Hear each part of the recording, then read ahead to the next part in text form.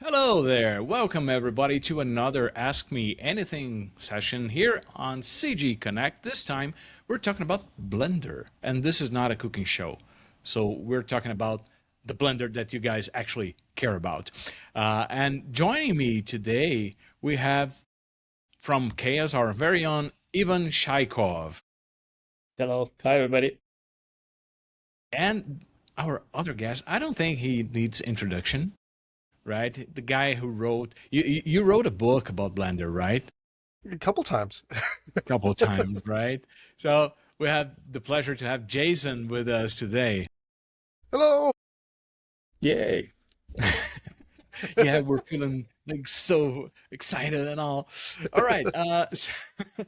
So this session is all about Blender, right? We want to discuss the platform, the tool, and everything in between. We're not focusing on anything, so the chat is free, so you guys can, ask away. But I will start with some questions for myself, and then you guys can participate as well. So my first question to you guys would be, I remember when Blender started many years ago, it was more like a curiosity. Like people would use Blender, but it was not the main platform. Like it was never like, yeah, I just use Blender. And I would say like since, I don't know, 4 years or something, it seems it started picking up some steam, like with geometry nodes and cycles and Eevee and so on. Uh, do you guys think that Blender can now be considered a, and please, internet, don't kill me, can it be considered a real, serious tool for a serious pipeline? I'm going to jump in on that one. In fairness, I'm stupidly biased about this. I have been using Blender since it was the little novelty. What's this? Shoot, 1998. So I used it before it was open source. It was we I didn't have undo. Blender didn't have undo when I started using it. And it is, yeah, it's come quite a way. And I mean, and I'll the reason why I'm biased is that I was one of those people who are like, I'm using Blender to do it for all sorts of crazy stuff that it probably, in retrospect, I probably should have used something else. But even at that point, it was capable. It was just not comfortable or not familiar, especially if you're coming from something else. And I think that has those rough edges and those bits and pieces have smoothed out quite a bit over the years. And so I'm going to say that it's always been a big boy program. It just hasn't looked like it or felt like it or been recognized as it until probably around 3.0, which was a handful of years ago. I would say the decision to switch from the default of right click select to left click select played a big part of that and how people started to being able to adopt the interface. I still use right click select, but yeah, yeah. It's actually really. I mean, it's actually it's alien, but it's really smart the way that it's set up and it works that way. It distributes your hands, so you're using more of your hand of it, so you don't get RSI nearly as much. And the whole idea of being able to select and act and select as separate actions is actually, once you're used to it, it's really a lot more efficient. But again, it's not comfortable. And so for anybody who's trying to migrate over and adopt Blender from using Maya, 3D Studio Max, Houdini, etc., it's it's an alien way of working. And so that's I don't begrudge anybody for working slower. Okay, okay. Ivan, from a PM perspective, do you think that Blender can now be considered one of the big boys, one of the big players out there? I would say yes. And there are a couple of reasons for that. And the first one is, of course, whenever I open YouTube, of course, there's algorithm that tracks what I'm watching, right? But whenever I open YouTube, there's always videos about Blender. And for example, I'm like a passionate gamer, and I do remember back in the day when Skyrim came out, give it like 1 or 2 years, and people started doing mods for Skyrim. And back in the day, those mods they used to be free. They're created by the enthusiasts that like the game, and they didn't have, like, for example, the money to get another 3D software to start doing the assets for the game. And this is the first time whenever I saw somebody like doing any 3D work for like a game inside Blender. It was the old version of Blender with the old interface. I think it was like Blender 2.6 maybe. But I saw people trying it out. And so nowadays it's pretty much everywhere. And people that, especially like, not only for games, but maybe people who like to stream or do streaming stuff, they do their own captions and animations and those kind of things, and they integrate it in like OBS and use it there. So I see Blender being used pretty much everywhere for small projects and things like this. And it's really useful to people because it's so diverse in terms of tools that I cannot imagine somebody else using something else instead of Blender for doing those kind of things, especially when the whole thing is free, right? Yeah, totally. And you mentioned something interesting. Now that you said it, like I used to watch a lot of random videos. My son makes fun of me because of that, because I watch like woodwork videos and like people working with iron and stuff like that, like from swords to robots and stuff like that. And I always see people using Blender. Like it's like more often than not. Of course, people use, Fusion and other software, but I see Blender a lot. And I think that I think it's very cool, right? Now, Jason, you mentioned something that was, I wouldn't say dear to my heart, but very hits close to home. Uh, Blender have always felt alien, at least for me. I'm a 3ds Max guy. I started using Max before it was Max in DOS, 1990. Do the math.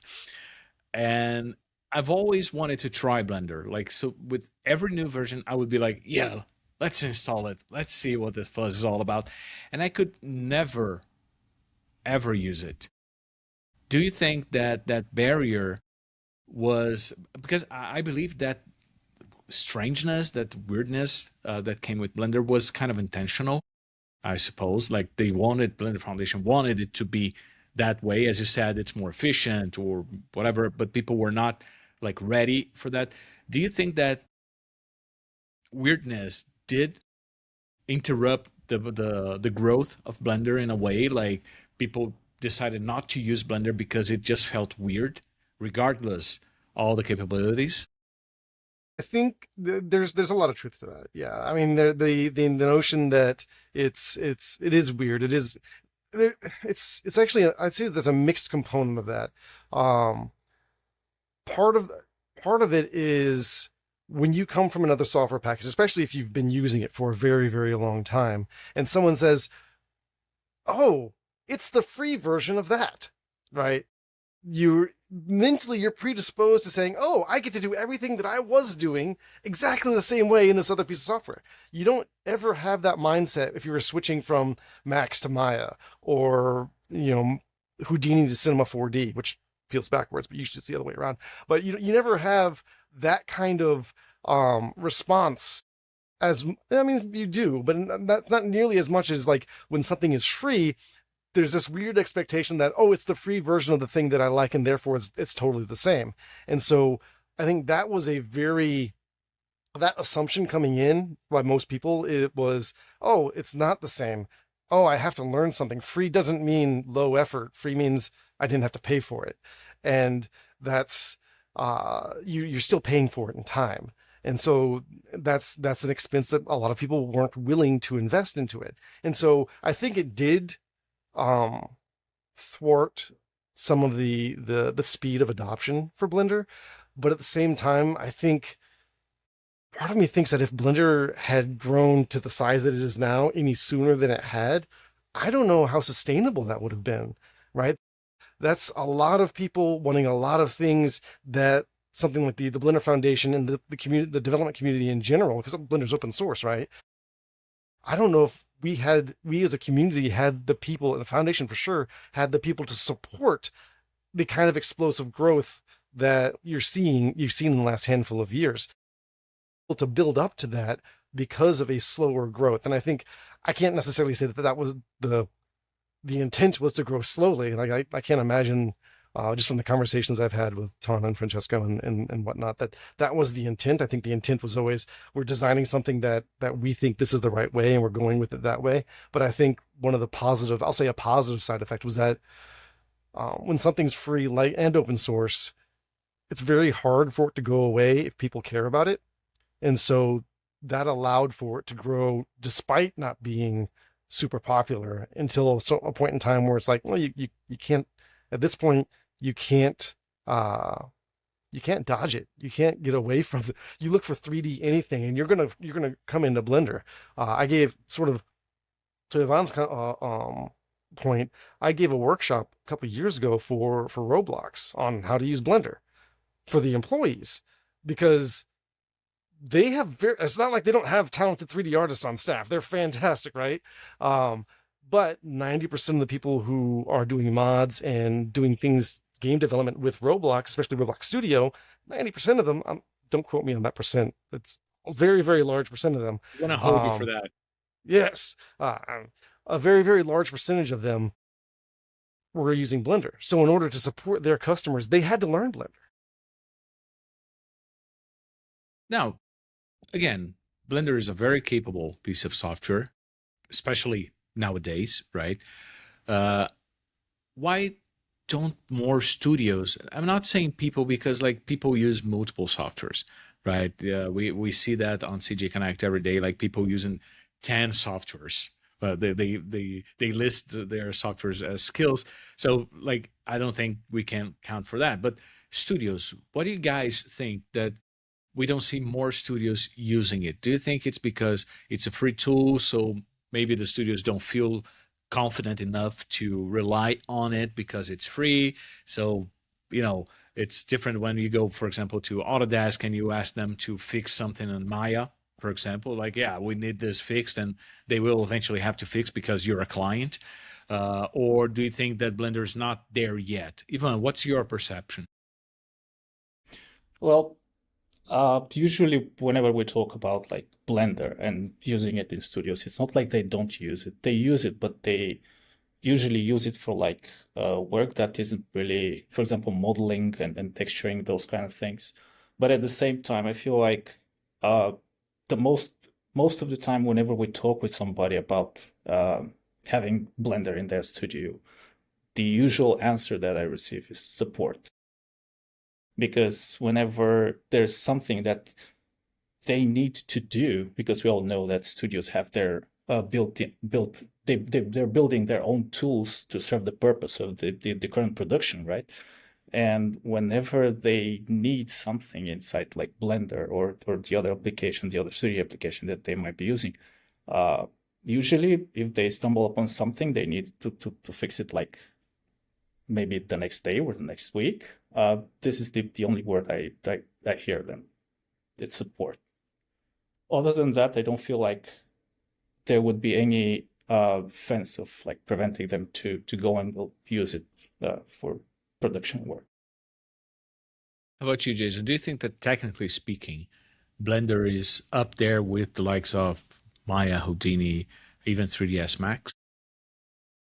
I think it is. And I think especially Blender is really easy to integrate early in a pipeline, right? Like talking about concept, talking about modeling, talking about previs, all of those sort of things that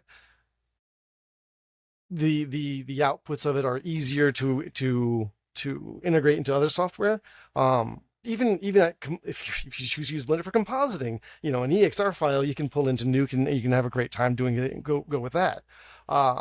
So from render out, or so near the end of the pipe or near the beginning of the pipe, Blender is really easy to integrate. It's those bits in the middle that are more difficult for integration, and that's one of the parts where you kind of want to have a bit of support. And support is also a funny sort of word, right? Because Blender, the desktop support for like installation and those sort of things, actually Blender teamed up with Canonical. Canonical gives that kind of desktop level support if you're running it in Ubuntu. So there's a bit of a trade-off with that. And the Blender development team, while they're growing, while they're very talented, their main focus is on making Blender, right? They want to develop Blender, they want to add things to it. So if you want to have something for your pipeline that's customized for it, then typically you're going to want to have, the Blender developer's response is, well, we'll take a patch, right? We'll accept your development for it. Studios don't always have the people on staff or the time on staff to do that sort of thing, which is where people like me come in, I guess, where I do the sort of like consulting, and I can provide that sort of support that the foundation just doesn't have the bandwidth to provide. So that's sort of the missing gap. And of course, the challenge, of course, with having a third party like me do support is that I mean, aside from the fact that I wrote a book and I have experience that I can sort of talk about. I'm not the Blender Foundation, right? And so sometimes you want to, organizations, studios in particular, they really want to have, I'll say, a credible throat to choke. Right? They want to be able to yell at something when something goes pear-shaped on them. And usually they want the creator of the product to be the one that they can choke. Mm-hmm. So it's weird to go to somebody and say, you could choke me instead. This metaphor is really falling apart on me, so I'm going to stop.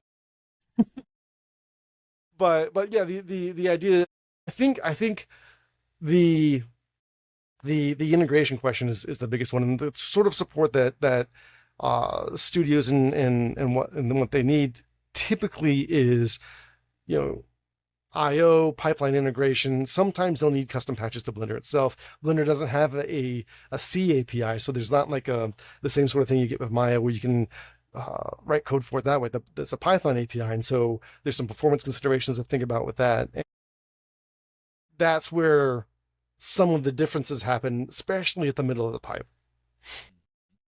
So I've been displaying some of the comments and questions here. We can start using them as, of course. One from Fabricio Doro. I've been using Blender for decades. It's comprehensive and functional. But let me find the whole thing here. But now the problem is in large companies is security. No one guarantees. Let me put it again.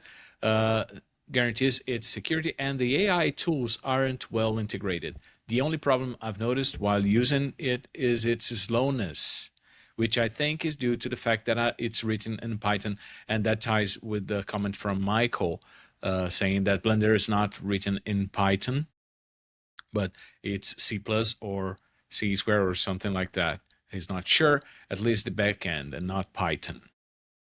So, right. Do you think security is a huge concern from studios? It's yes. So Blender just so let me sort of break it down piece by piece. Blender's written in C and C++. Most of the code base is being migrated from C, which was the original code base, to C++.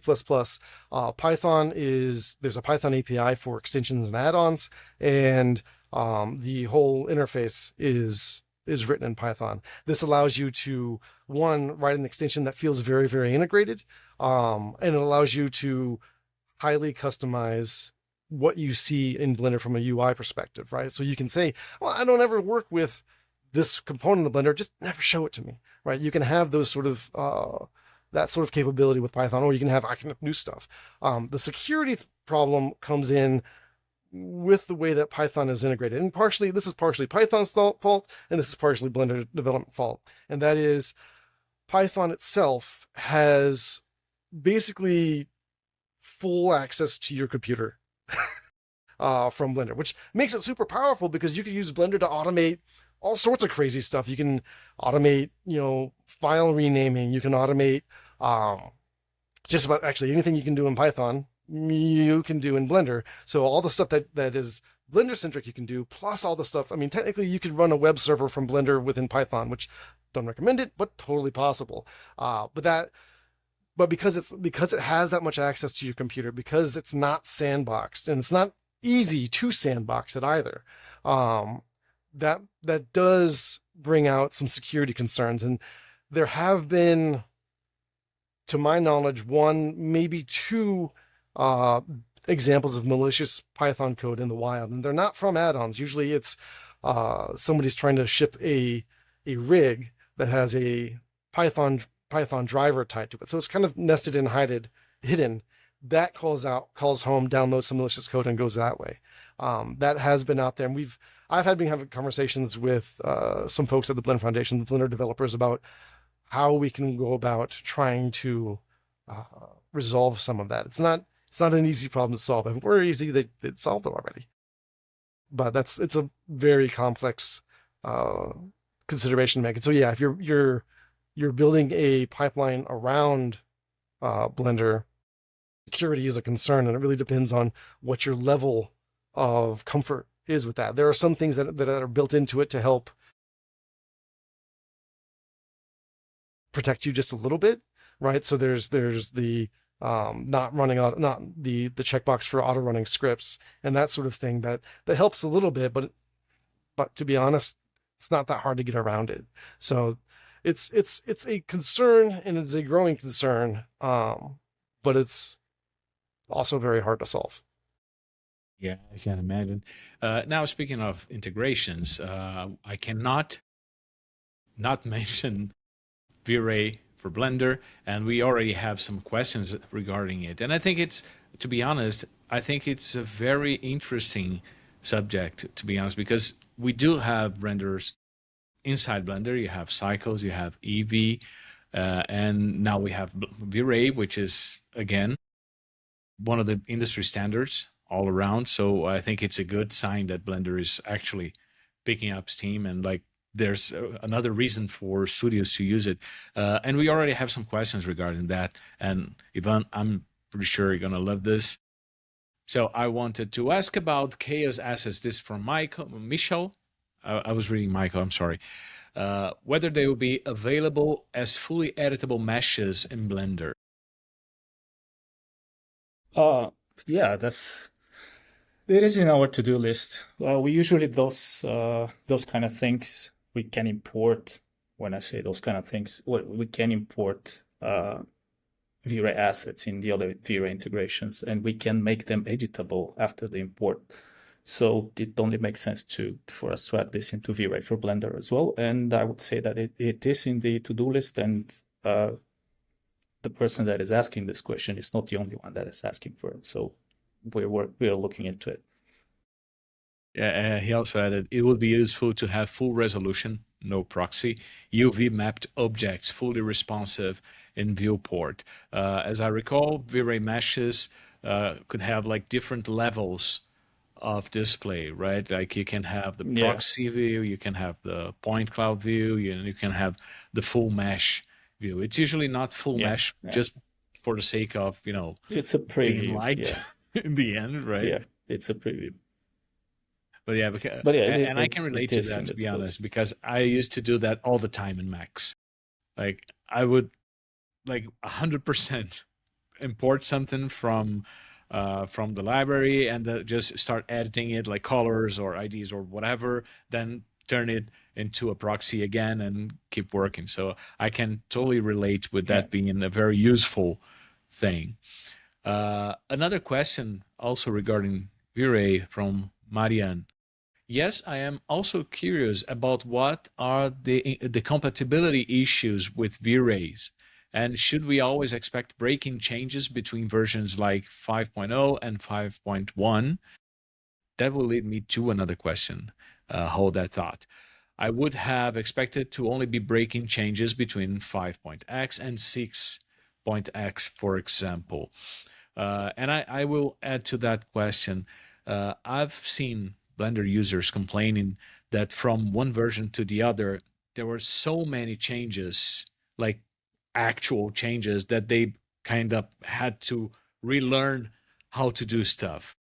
And I'm pretty sure that reflects also for developers, because, if the software changes, you have to figure out how to do stuff in a different way. Maybe you were relying on something. Let's say, for example, you have a tool, an add-on, not only V-Ray, but you have a tool that relies on geometry nodes, and then they recompile everything and then you have to start from. I can see Jason's face is like, yeah, the struggle is real. Like so I can see people having to pretty much rewrite everything from scratch just to make things work properly. So first, even what are the compatibility issues with V-Ray in that regard? Well, usually the compatibility issues are on the technical side under the hood, right? We try to fix them as soon as possible, but most of the time we see breaking changes between versions like 5.0, 5.1, 5.2. And this is why we, at least internally, we consider them like major versions. And we try to see everything. Luckily enough, the Blender Foundation, they do like great job in terms of laying out what they're changing in this version early enough so we can see what the changes are. Do they affect us in any way? So we can kind of try to fix those in a matter of time, or make compatibility changes so we're compatible with the new version. But usually between 5.1 and 5.2, 5.3, and so on, there are changes that we need to work on in order to make V-Ray compatible. So we are considering those versions major versions, and the minor versions are like 5.1, 0.2, 0.3, then 5.2, 0.1, 0.2, and so on and so forth. Between 5 and 6, I don't think even the Blender Foundation knows what the changes are going to be. So Yeah, yeah, but there's does definitely that? going to be breaking changes. But there's a certain speed that these changes happen with Blender, right? Because, for example, we expect from the likes of Autodesk yearly upgrades, and sometimes, let's face it, they're not even that radical. Like things don't actually change that much. And with Blender, it's a kind of the other way, right? It's really fast. Sometimes things just change. I remember, and don't hold me on this, but uh, I think it was on with Blender 3 to 4 that there were some changes in actually in the interface as well. They just had interface changed from 2 to 3, and I remember as a user I would be like, oh, come on, really? Yeah, So that's and I see you, yeah. Jason. You're actually in pain. I can see it. it it's a double-edged sword, right? The Blender is developed relative to almost any other software out there. Blender is developed at a breakneck speed. They have at least 3 releases, I think, scheduled releases every single year. Where and keeping up with that is tough. The intent The intent is that major breaking changes only happen on major versions. So from 3 to 4, like there are significant changes with respect to geometry nodes. And from 5 to 6, I expect to see a very major change in the animation system. Those are things that are breaking sort of across the board, meaning that files, not even from the toolmaker side of things, but like as an artist, the files that I opened in 4, they'll open in 5, but they may function differently. Or something that I opened in 5, there's no guarantee at all that it'll function in the 4X series. That's often Blender's pretty good about trying to keep parity with that, but at some point they basically said there's no guarantee that things are going to work. You're just going to have to fix things. My recommendation always, particularly when you're doing things that are production related, stick to an LTS. The long-term support versions where where those are supported for 2 years.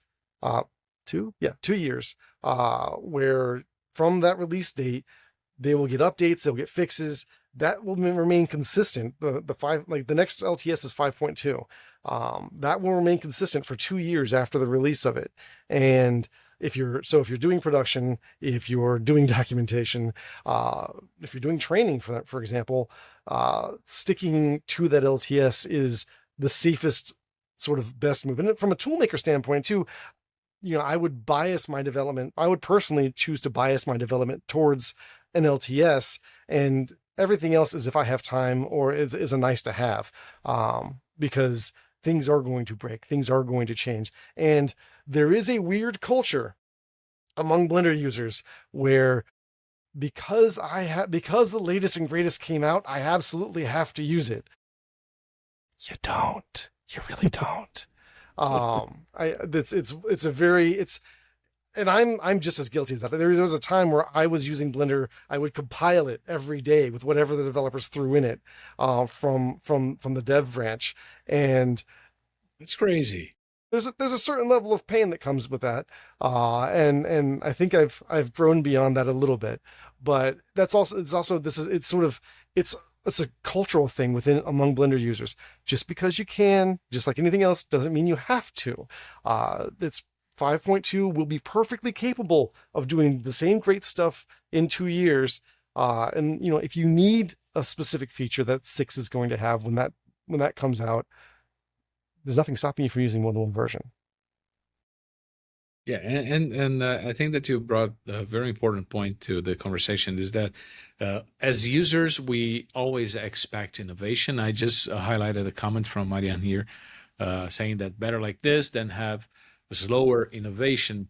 But on the other hand, if you're a studio and you have a long-term project, let's say you're working on an animation feature film, it usually takes 2 to 3 years to complete. You can't just, update Blender every week and recompile everything. You're losing money. And I think that maybe people have this thing that Blender is free, so why not have the latest and greatest? And why not trying to fiddle with everything they throw at it? And maybe it's like, I wouldn't say the wrong path to take, but you have to think twice before, always upgrading to everything. It's like buying a new car every 8 or 9 months because they have a new radio, or because they like, even though the radio you have is perfectly capable of delivering the crappy music you like to listen to, like, but you have to have the latest one. And I would assume that is a problem, like, if not a problem, but it's an issue for development, for example, for V-Ray, right? Like when people are constantly looking for the new stuff and they want new things, and I know for a fact that there's like 2,000 people working on V-Ray's development, and they be like they are working on everything, and if they take like, I don't know, 6 months to come with a tool or something, it's because it takes 6 months for them to come up with a proper solution to that tool. So do you feel affected by this, let's say, culture, Ivan? Yeah, I would say yes, to some degree. But this applies to not only to V-Ray, this applies to pretty much every software out there, right? I can Mm-hmm. give you a personal example of mine. I am somebody who likes uh, self-hosting everything. So I use open source software to self-host all my. The only thing that I use from Google is like the Gmail. Everything else is self-hosted. And I also have this weird culture. Whenever something else comes out, I see a really cool thing there. I want to try it out, and I just immediately deploy it in production, no matter what's going to happen. So it's pretty much the same with V-Ray.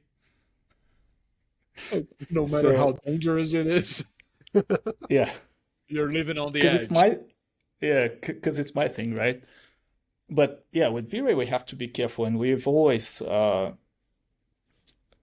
when we were talking to people or like giving support to somebody, we were always recommending people to, especially if they're like going to do a bigger production or something, to use one version, to stick to that version, and the whole project should be done with that version, because everybody has this feeling inside it. Whenever they see something new, they get excited and they want to try it out, and they immediately start doing something with it in production, and that's not the right thing to do.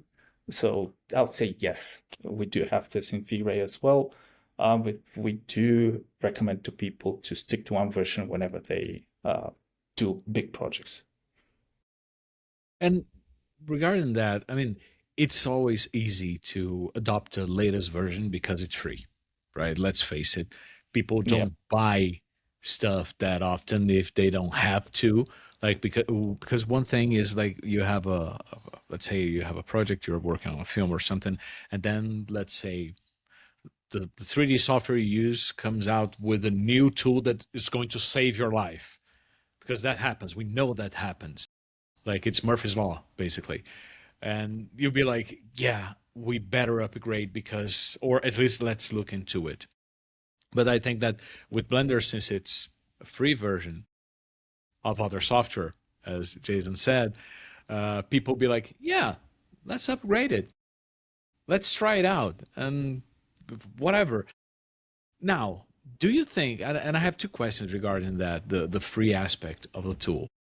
Do you think that first, it kind of makes people not want to wait for the other tools to catch up?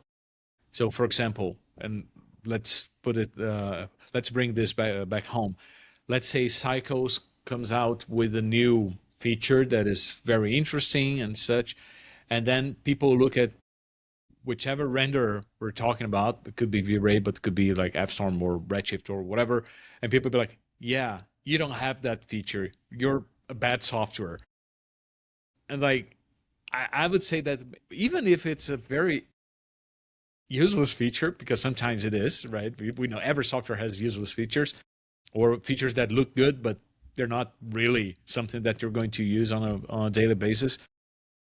Again, do you think that happens with Blender specifically? People be like, yeah, you know what? I'm going to use this because it has the new stuff all the time, not necessarily because it's the best choice for what I'm doing.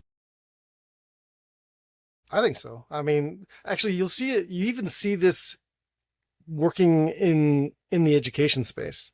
So I can talk about it in two different places. One with like custom add-ons, and another one within the education space. Custom add-ons is a funny one because there will be people who are like, "Well, why isn't this add-on working in the beta?" Is it beta? It's beta. There's a weird sort of, again, it's that expectation that you have to keep parity with whatever's latest and greatest. For people who are learning Blender as well, you run into that same problem where it's like, well, I can't go through that course, or I can't do that tutorial because it was built for Blender 4.2.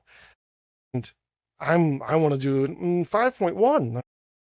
And the thing is that you're still learning fundamentals. You're still learning, like, unless you're learning a very specific feature that has changed, like there's going to be, like when hair changed from particle-based hair to geometry nodes-based hair, and you're trying to learn how to do hair, that's a valid reason to be like, maybe I'll use the most recent version, and the old tutorial on hair maybe isn't as applicable.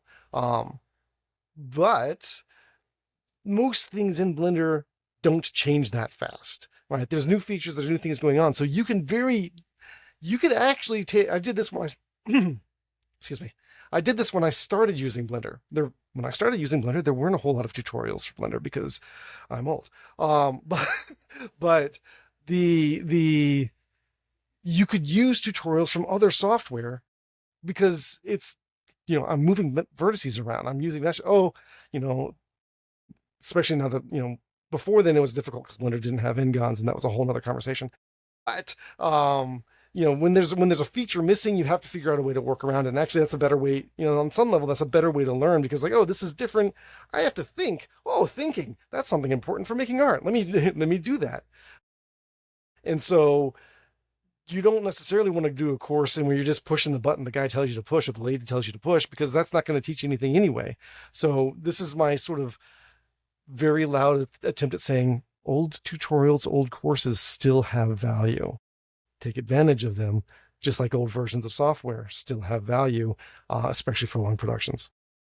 Yeah, I miss the days when we would use the old Joanna Dark modeling tutorial from 3D Total back in 2002, and it would still be useful like today, because it was all about the technique, like how you move vertices and create polygons and stuff like that. It's still relevant today, even though like there are tools like Meshy AI or whatever that will probably do it with the AI. And speaking of that, parity between softwares and add-ons and stuff, we have this very relevant question here. I have issues in the material preview that's related to V-Ray, I assume, that doesn't work as well as in cycles. So the comparisons are always there, right? I've us the material preview for UV mapping, and it hasn't worked that well. I have to use, let me show it again. I have to use the frame buffer or the render preview to see if the materials are mapped correctly. And I think that's also like not only like a feature question to Ivan, of course, but kind of shows what we're talking here, right? When you have like, we're comparing this software with this software, even though like Cycles is developed with Blender, so everything that is new in Blender that might break other renderers will not break Cycles. Otherwise, they wouldn't, release the version in the first place, right? Like, you know what? We have a new version. The renderer is broken. Don't worry, we'll have another one down the road. Like, I don't see them doing that. Could be a nice April Fool prank anyway, but I don't think people would be too pissed off about that. But can you say something about that, Ivan? I mean, I'm not sure Of about the course, technical of aspects course I of can. it, but it's the comparison that we were talking about. First of all, I just want to say that I haven't really encountered this one, so we have to check this out for sure. But yeah, comparisons, there are always going to be comparisons, and I'm always willing to, be open with people and tell them that there are two different render engines. The way they are built, well, Cycles is built directly inside Blender using the C++ code. Blender is using the Python API, which acts like a bridge between Blender and V-Ray itself. So sometimes weird issues like this are expected to be there. But of course, we're lucky enough to have people like you to kind of pinpoint this to us, and so we can go ahead and fix them. But there are always going to be differences between Cycles and V-Ray in that regard. So this is why whenever people start working, for example, with V-Ray, they will have to stick to V-Ray and really explore the pipeline if it's going to work for them before they start doing their project, instead of using something else, right? I got a question actually related to that. It's for the material when you're using V-Ray in Blender. The material preview uses Blender's material preview. Is that where probably the disparity is? So Blender's material preview is EV. In case anybody didn't know that. And Blender users in general are spoiled because it's not common for you to have a real-time render engine like EV use the same material stack of a ray trace render engine like Cycles. That's not common.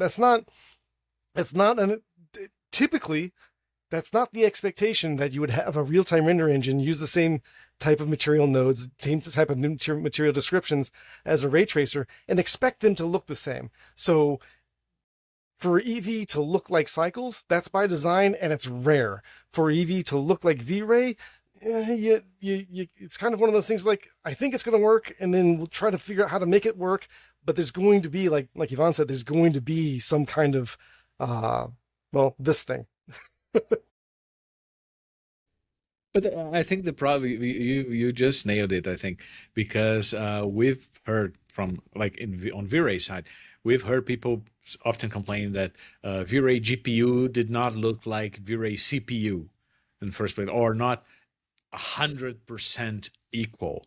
And they kind of ignore, I want to say forget, but they ignore that we're basically talking about literally two different render engines, because the way things are calculated using GPU is different from the way it's calculated using the CPU, right? With memory consumption and management, and even the chunks of information that you calculate at each time are different. So, like, and people sometimes they don't kind of get it.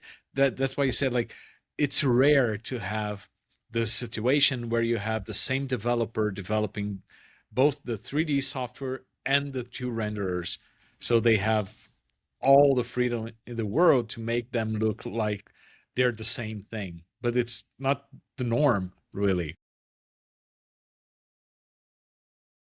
Michel just I was talking about the April's Fool thing, and I don't remember this one, but he said like there was an April's Fool a few years ago when they posted allegedly a press headline saying Autodesk joins Blender Fund. That would be really funny. And you know, there's a fine line between funny and scary. Like it could be Autodesk buys Blender. People would Well, be more scared because it wouldn't be free after all, they right? would they would be scared. But the fun thing, and this is one of the nice things about Blender being open source, is that that's not possible. Actually, I did years before. I remember that joke, and years before that, I did a stupider version of that. But it's actually because it's more realistic. Because Autodesk is a publicly traded company, Blender users could actually buy enough shares of Autodesk to own it. Yeah. So that's more realistic for, as weird as that sounds, it's more realistic for Blender users to purchase Autodesk and force it to be open source by brute force than for any organization to buy Blender and close it up, because so many different developers contribute to it at this point, and there's so much code in there, you'd have to rewrite a bunch of it, because not everyone's going to agree to a license change. So Yeah. the fractured way in which Blender has been developed by the community actually benefits its freedom. Yeah, and it makes total sense. And it's way harder for you to make people start paying for something that was once free than to make something that was once paid free. Like I'm pretty sure people would adopt 3ds Max or Maya or whatever in a heartbeat if they were free, because again, it's free, no barriers there. But speaking of barriers, and let's face it, money is kind of a huge barrier for everything. I have a very tough question for you.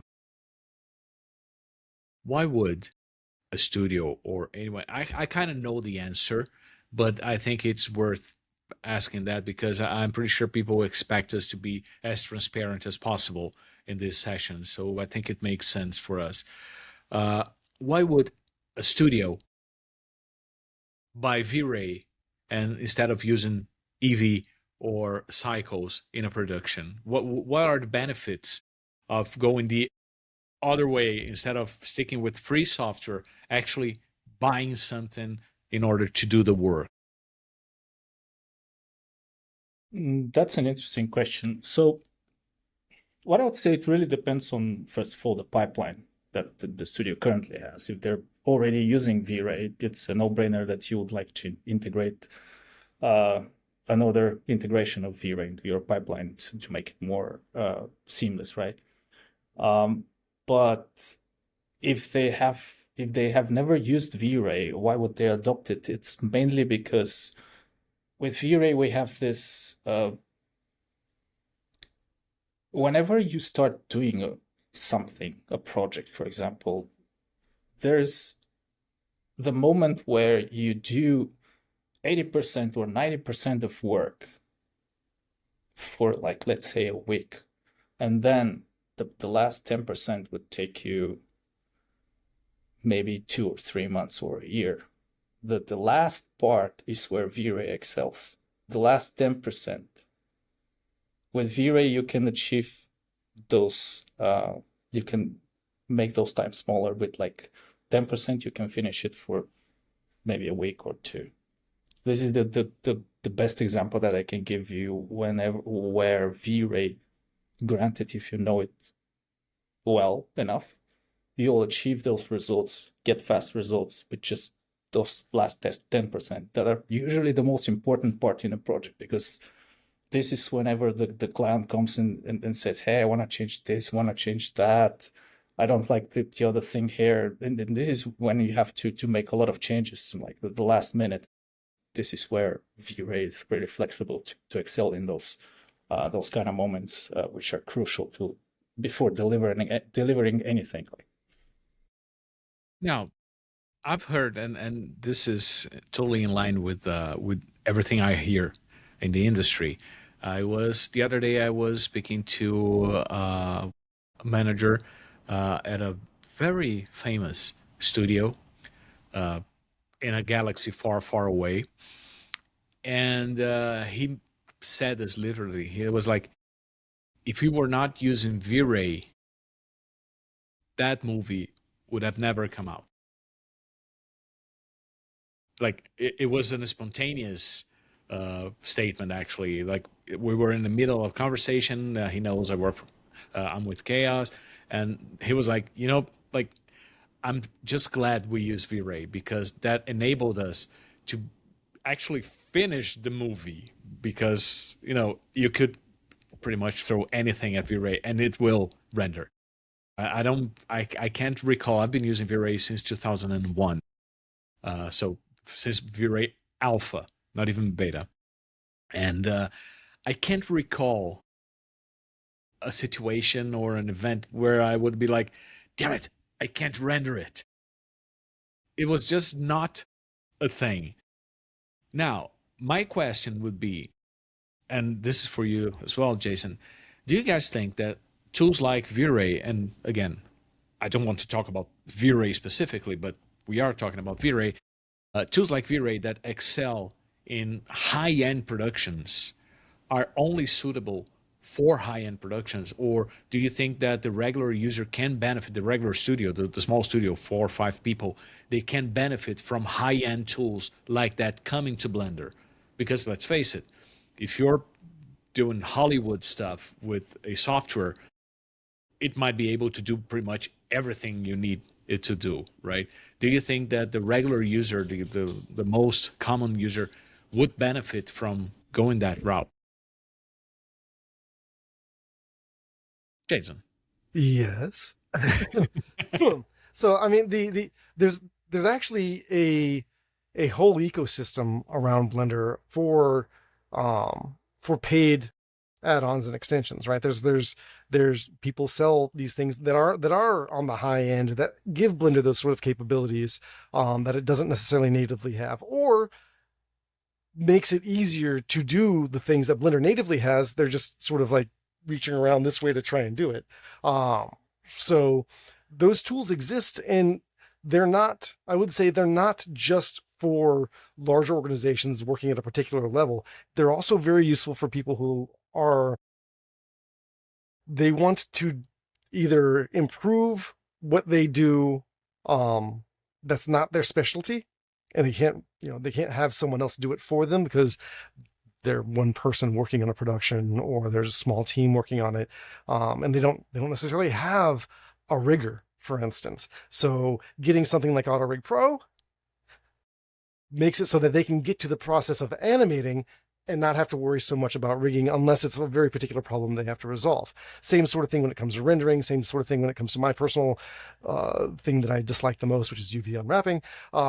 Those any of those sort of things were like, I know that I don't like it, and therefore I'm likely not to be good at it unless I work very hard at it, which is going to take away from the time that I enjoy doing stuff. Let me find a tool that helps me do that faster so I don't have to think about it as much and do the things that I'm actually good at and enjoy doing. That kind of thing extends across the board, not just for organizations, but I think also in larger studios, but I think for individual artists who just want to get the thing done and want to focus on the part of the process that they enjoy the most, there's a lot of value there. Huh? Yeah, I think it's really going to be possible for everybody to jump in and do this. Not only with V-Ray, but I've already seen the other day, I think it was on Monday, I saw a video for a guy who was using Blender and Cycles to actually jump in and recreate a scene from Spider-Man. I think the scene was he was jumping backwards from like one of the skyscrapers and started flying around, and he recreated himself doing this instead of being Tom Holland. And I find this really exciting. So it's the barrier isn't really that difficult to jump in, no matter if you're using V-Ray or Cycles. And since people are using this in Cycles, I don't see a reason why not do this with high production renderer as well. Now, speaking of barriers, I cannot. I think we just hit a record because we've been talking for the past 54 minutes and we have not Oh, once well. said AI. That that should be a world record right there. Yeah. But I have to ask you this. I have. Um, so, come on, Michelle. Come on. Let's pretend I did not like. uh, but what I wanted to ask you guys is that you mentioned the barriers, right? Having a free software lowers somehow the barriers for people to start doing 3D or to actually produce stuff with 3D.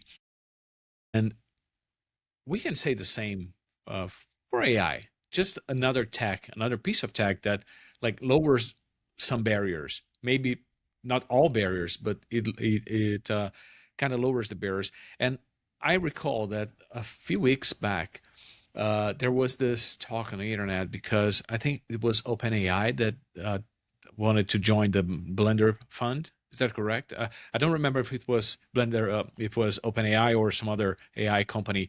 It was Anthropic. Anthropic, yeah. Yeah. And Yeah. there was sort of a backlash from the community.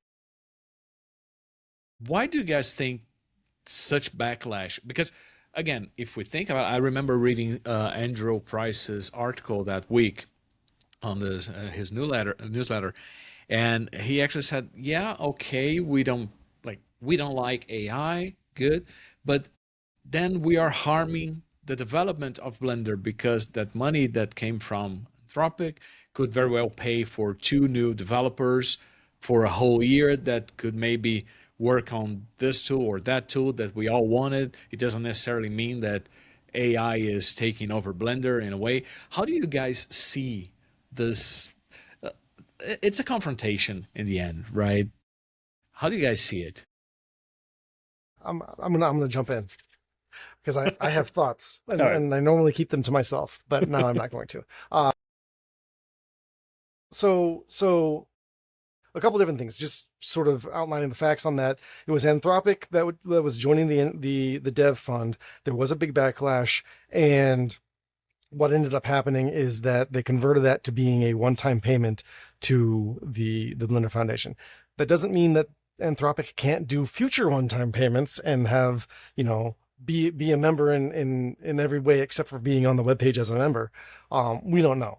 We don't know what's going to happen with that.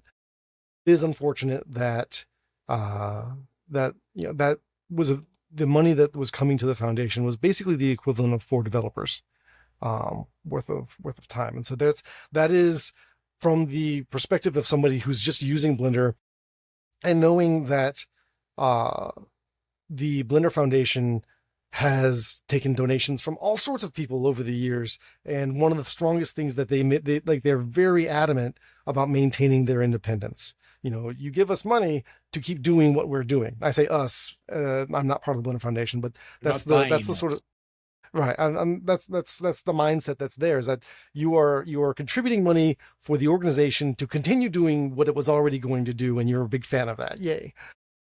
And that's, they're I mean, to the point where they're sort of, I'll say, so on some level, irrationally independent, right? Like Blender's not hosted on GitHub.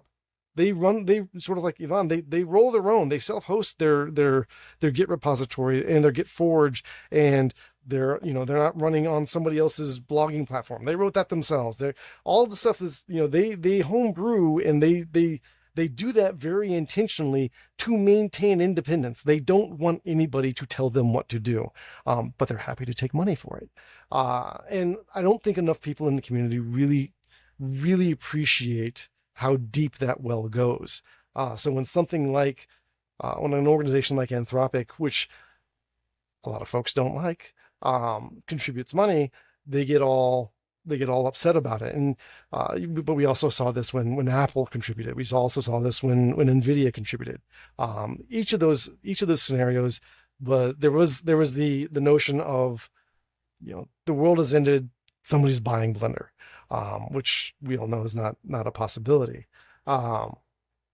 And so that's I think from a functional standpoint, that's something that I do feel like gets missed. Now, the the environmental and ethical concerns of AI in general, I think that's a related but separate topic. I mean, there are some people who basically looked at that situation and said the foundation was taking blood money, um, for that. And I mean that I literally saw this in like on the Blender Artist forums. Those exact Just words burning money. were written. Yeah, Yeah.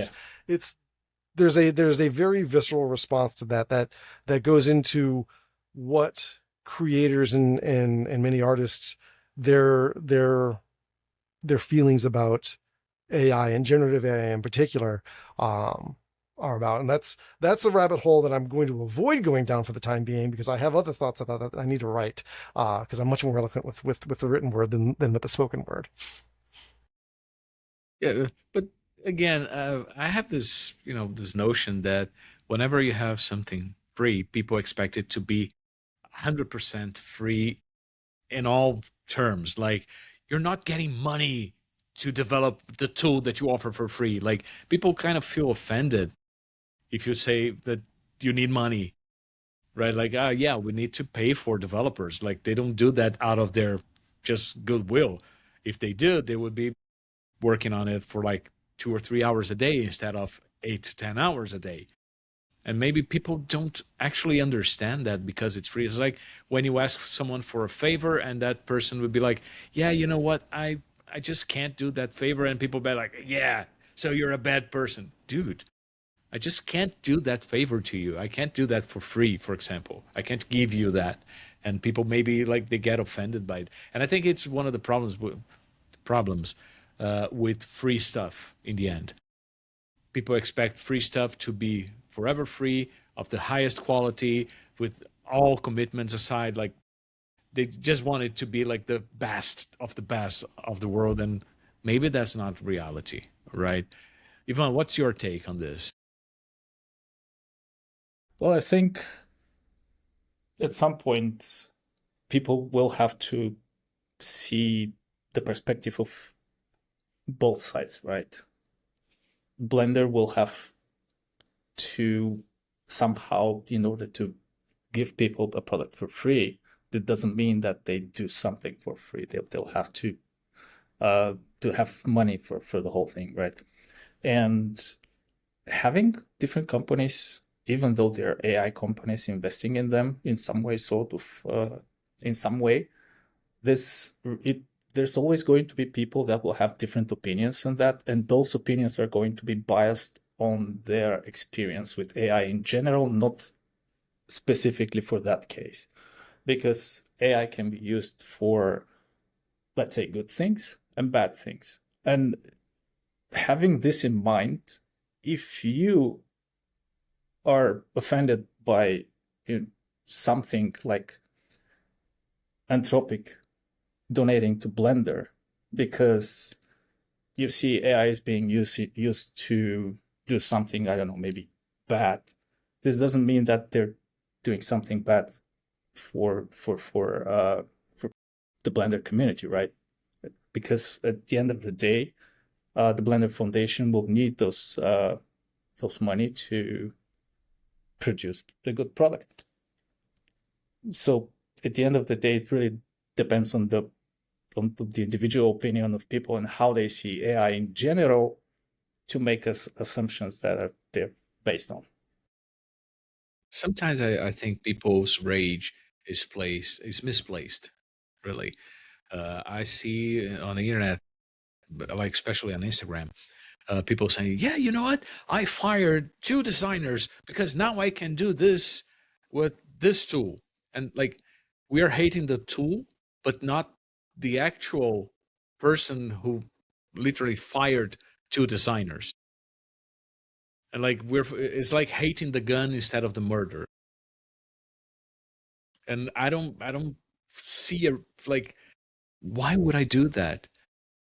And the technology is amazing. Like, you can do pretty much whatever you want nowadays. The thing is how we use it. And when people start like backlashing like that because Anthropic was on the play, like, I don't see why they wouldn't be mad if Nvidia entered the picture, or Epic enter the picture. Oh my God, they have. Yep. Right? So Yep. one of the things that got floated by a few people and was the notion that, all right, well, if this is a problem for you, then maybe rather than pull out, compete with your wallet, right? If you're not a fan of this money, if make it so that the foundation doesn't have to accept money from an outside source, from an organization, right? There are literally millions of Blender users at this point, and a very small percentage of Blender users do individual contributions to the dev fund. It's grown since the foundation has started campaigning for doing that and allowing for individual contributions and allowing for one-time contributions. That has grown, but it's still a fraction of the overall user base. If more people who use Blender were to donate to the fund, the foundation might not have to accept any outside funds from organizations. And that's basic math in the end, right? It's not a matter of wishful thinking or anything. It's just basic math. And it's an interesting ecosystem if we think about it. Like the free version of a software being this huge, because let's face it, there are other free softwares out there, but none of them as huge as Blender right now. And Blender has become a serious software. But when I say has become, like, since the beginning, right? Because like people will hate me because I said eventually. And I would say that, and this is not because I'm wearing this hoodie, having a company like Chaos and having software like V-Ray being integrated into Blender is can only be a good thing, because it shows how important it is, how reliable the not only the software, the platform, but also the company, the Blender Foundation, really is. And with companies like Chaos willing to invest money and time and resources in creating something for the Blender community, we do have a free version of V-Ray, which is the V-Ray community version for Blender, so people can use it. Of course, people were expecting it to be the full hardcore version of V-Ray. They didn't understand what's the objective goal is with having a free version of a paid software for Blender. But just you know, just being able to create stuff the same level as big studios out there using free software, and also like a free version, a free option of V-Ray, for example, I think it's just amazing, really. Like, what a time to be alive. If you know, you know.